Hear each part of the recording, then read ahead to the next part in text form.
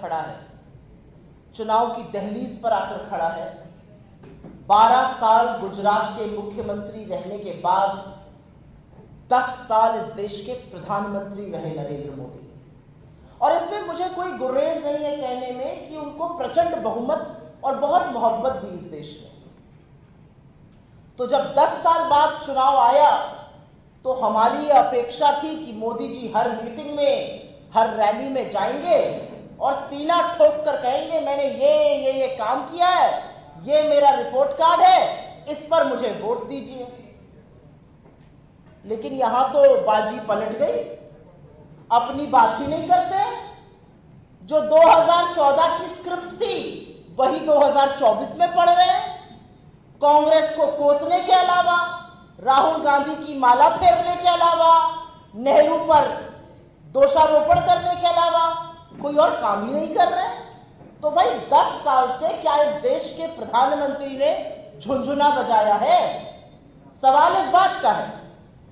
10 साल सत्ता में रहने के बाद प्रचंड बहुमत था, आप चाहते तो इस देश की तकदीर और तस्वीर बदल देते।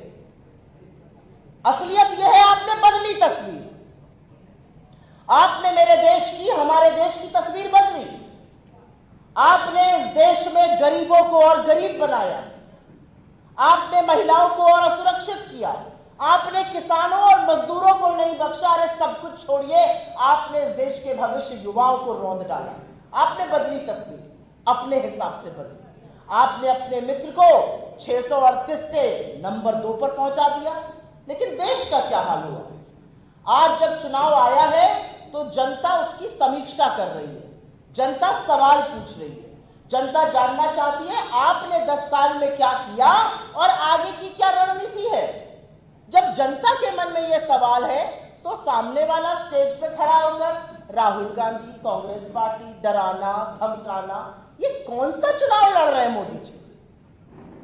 और इसके पहले कि मैं अपने मैनिफेस्टो की बात करूं, और वो बात करने के लिए ही मैं आपके सामने आई हूं, क्योंकि ऐसा जबरदस्त और ऐसा क्रांतिकारी मैनिफेस्टो हमने बनाया है।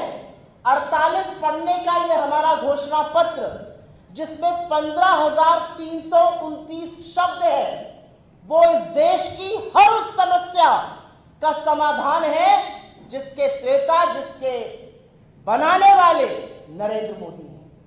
चाहे वो समस्या बेरोजगारी की हो, कमर तोड़ महंगाई की हो, बढ़ती हुई गरीबी, गुर्बत, आर्थिक असमानता की हो, चाहे वो समस्या बदहाल किसान की हो, मजबूर श्रमिकों की हो, असुरक्षित महिलाओं की हो, हर उस समस्या का जो 10 साल में आपने अन्याय जबरदस्त किया है, 15,329 शब्द हमारे मैनिफेस्टो के हर उस समस्या का समाधान है। और इसीलिए इस मैनिफेस्टो को देखकर मोदी जी के पैरों के तले से जमीन खिसक गई है। 10 साल आप इस देश के प्रधानमंत्री रहे, 12 साल गुजरात के मुख्यमंत्री रहे।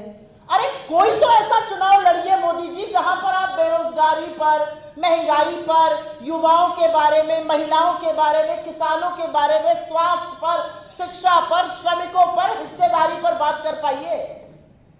इतने साल सत्ता में रहने के बाद आज भी आपका काम बिना हिंदू मुसलमान किए, बिना पाकिस्तान का सहारा लिए, बिना मुस्लिम लीग किए आपका काम नहीं चलता है। चुनाव आया तो मां से मुस्लिम लीग याद आने लगी, चुनाव आया तो मीट मछली मुर्गा याद कर रहे। अरे मां से मणिपुर याद करिए, मां से महिला सुरक्षा याद करिए, मां से महंगाई याद करिए जो आपने इस देश पर लादी है। 1 साल हो गया इस देश में, मणिपुर इस देश का प्रांत है और जल रहा है, और आज भी हजारों महिलाएं, बच्चे, पुरुष राहत कैंपों में रह रहे हैं। आज भी वहां पर हिंसा हो रही है। इस देश का प्रधानमंत्री ग्रीस जाएगा, यूके जाएगा, साउथ अफ्रीका जाएगा, अमेरिका जाएगा, हर जगह जाएगा प्रचार के लिए, लेकिन मणिपुर जब जाना होता है तो 8,500 करोड़ वाले हवाई जहाज का ईंधन खत्म हो जाता है।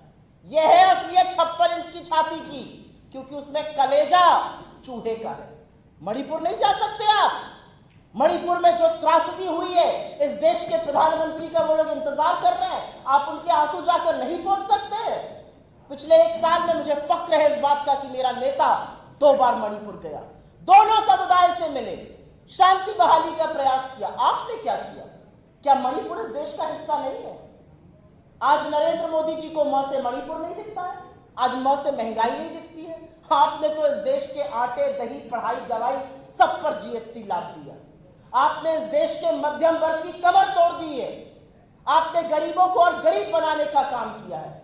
और महिला सुरक्षा के बारे में तो खैर मैं जितना कम बोलूं, एक महिला होने के नाते इस मंच पर 2 महिलाएं हैं, शर्म आती है ये कहते हुए, और आपके बीच में भी मुझे महिलाएं यदा कदा दिख रही है।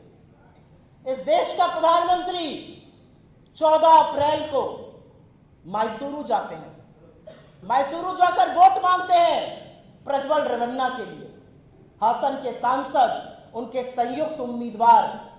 और मैं उनको प्रज्वल रेवन्ना नहीं, उनको राक्षस और दरिंदा कहती हूं। जिस आदमी के 3000 विभत्स वीडियो, जिसने सैकड़ों औरतों की आबरू के साथ खिलवाड़ किया, जिसने अपने घर में काम करने वाली अपनी पार्टी की कार्यकर्ता, जिला पंचायत की सदस्यों को नहीं बख्शा, उस आदमी के लिए आप वोट मांगते हैं, मंच साझा करते हैं, पीठ थपथपाते हैं, तारीफ करते हैं और कहते हैं हर एक वोट प्रज्वल रेवन्ना को मिलेगा, उससे मैं मजबूत होऊंगा।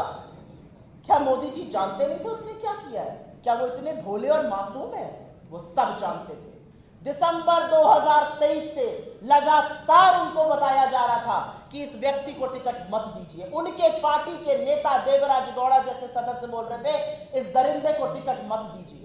जनवरी में प्रेस कॉन्फ्रेंस करते हैं उनके नेता, उनको बोलते हैं इस बंदे को टिकट मत दीजिए। फरवरी और मार्च में अमित शाह जब जाते हैं कर्नाटका, उनके पूर्व एमएलए, उनके स्थायी एमएलए बोलते हैं एसटी रामास्वामी जैसे लोग, इस व्यक्ति को टिकट मत दीजिए, इसके खिलाफ